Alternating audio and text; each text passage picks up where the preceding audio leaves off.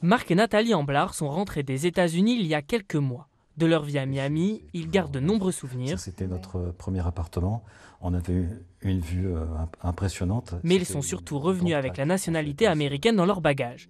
Ils ont voté Donald Trump et déplorent une campagne électorale médiocre. Je trouve que c'est une guerre, presque une guerre de mots.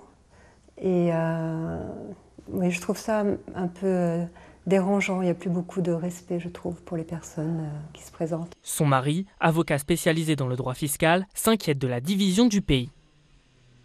J'ai jamais vu, on va dire, les États-Unis clivés, partagés, fracturés, comme ça, ce qui fait qu'il y a vraiment aujourd'hui deux camps.